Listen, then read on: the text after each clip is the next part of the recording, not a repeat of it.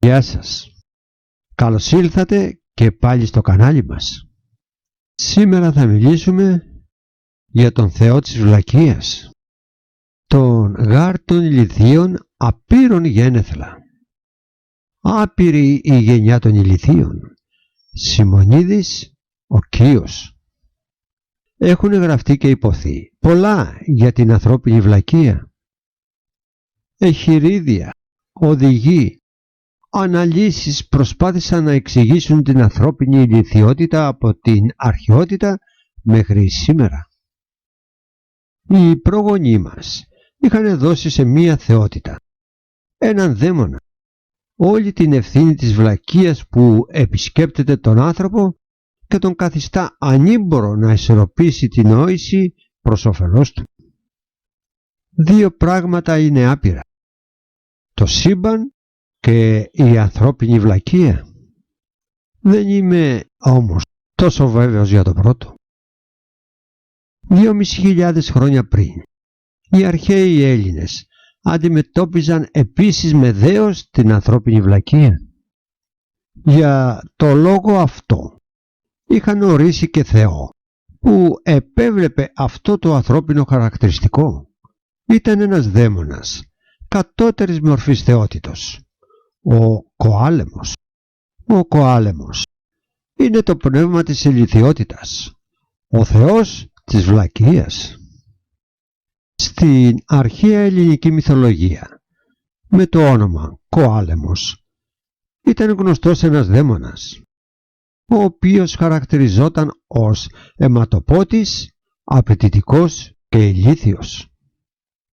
Αναφέρθηκε από τον Αριστοφάνη και επίσης στους παράλληλους βίους του Πλουτάρχου. Οι δύο κίμονες. Στην αρχαία Ελλάδα κάθε βλάκας χαρακτηριζόταν ως Κοάλεμος. Σήμερα θα το λέγαμε ένας βλάκας και μισός. Ο πιο διάσημος Κοάλεμος ήταν ο Κίμων ο Πρεσβύτερος, πατέρας του Μιλτιάδη, του νικητή της μάχης του Μαραθώνα. Ο Πλούταρχος στο βίο του Κίμωνα 4,3 εγωνού και συνονόματο του Κίμωνα του Πρεσβύτερου αναφέρει ότι όταν το 489 π.Χ. ο Μιλτιάδης πέθανε στη φυλακή όπου είχε κλειστεί από το Δήμο μετά από καταδίκη να πληρώσει 50 τάλαντα πρόστιμο για την αποτυχημένη εκστρατεία εναντίον της Πάρου. Ο γιος του ο Κίμωνας ο νεότερος ήταν μικρός. Ο Πλούταρχος γράφει για το Κίμωνα ότι αρχικά ζούσε στην Αθήνα κάνοντας άσωτη ζωή, καθώς ήταν ζωηρός και μέθησος, όμοιος στο χαρακτήρα με το παππού του Κίμωνα, που του είχαν δώσει το όνομα Κοάλεμος, χαρακτηρισμός του ανόητου, του ηλιθίου.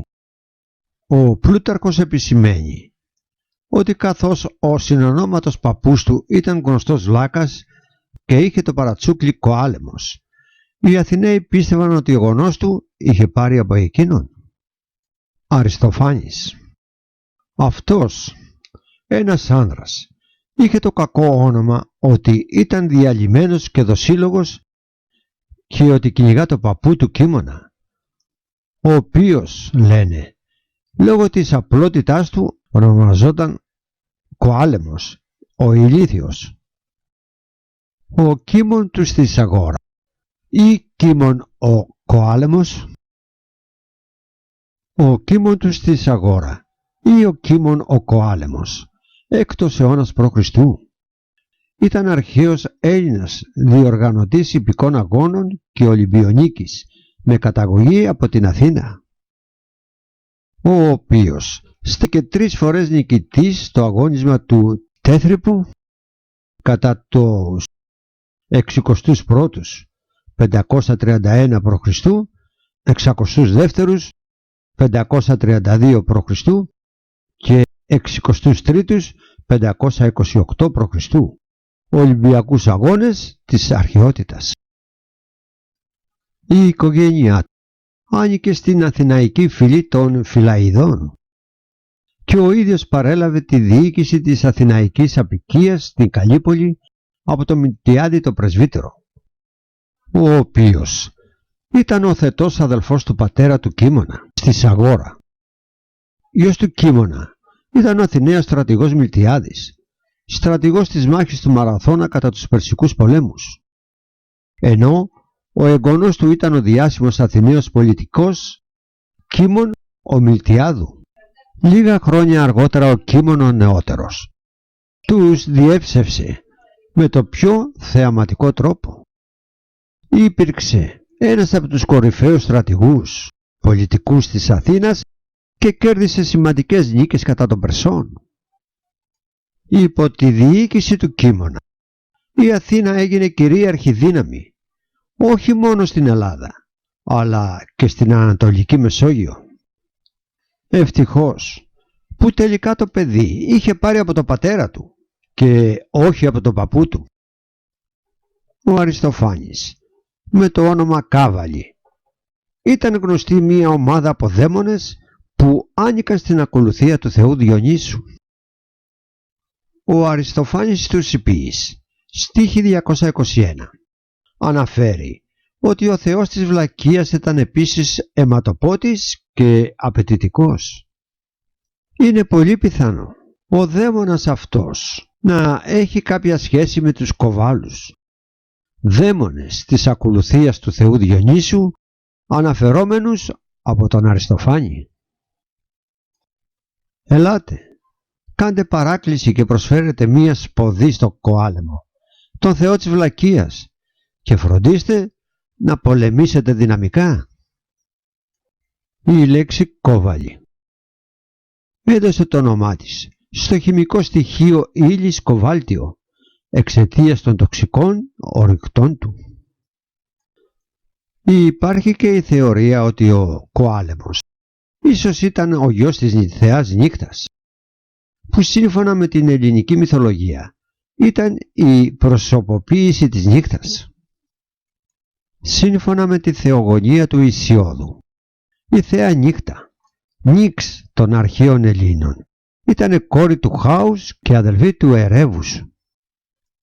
Η μορφή της ήταν αυτή μιας όμορφης γυναίκας με μεγάλες μαύρες φτερούγες, ενώ μεταξύ των τεκνών της συγκαταλέγονται ο αιθέρας, ο ύπνος, τα όνειρα, ο μόμος, σαρκασμός, ο μόρος, κλήρος, ο θάνατος, οι μοίρες, η απάτη και το γύρας.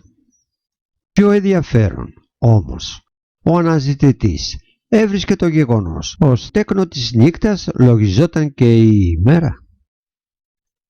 Και μάλιστα η ιδέα αυτή υπήρχε ενσωματωμένη και σε άλλες μυθολογίες, όπως εκείνη των βορείων λαών της Ευρώπης. Μία αρχαία πηγή δίνει ως ετυμολογία τη λέξη κοάλεμος το κοέο. Αντιλαμβάνομαι, ακούω, με το ηλαίος τρελός, ηλίθιος, δηλαδή κοάλεμος. Ήταν αυτός που αρχικά άκουγε συνέχεια βλακίες, πριν καταλήξει και αυτός να γίνει βλάκας. Η ετυμολογία αυτή, ωστόσο, δεν γίνεται σήμερα αποδεκτή από κάποιους σύγχρονους μελετητές. Δυστυχώς, δεν έχει διασωθεί κάποιο ιερό προς τιμή του Κοαλέμου ή απεικόνισή του σε αρχαίο έργο τέχνης. Πολλοί μελετητές θεωρούν ότι ο δαίμονας αυτός μπορεί να συγγένευε με τους κοβάλους, δαίμονες της ακολουθίας του Διονύσου. Οι συγκεκριμένοι είχαν διάφορες ιδιότητες και χαρακτηριστικά που μετέδιδαν στους ανθρώπους. Έτσι, αν ο Κοάλεμος ήταν ένας από τους κοβάλους, δεν θα εκπροσωπούσε απλά αυτούς που ήταν ήδη βλάκες, αλλά θα έπρεπε να είχε την ικανότητα να μετατρέπει σε οπαδούς του ακόμα και τους νοήμονες. Ο Κοάλεμος δεν εκατέλειψε ποτέ την ανθρωπότητα.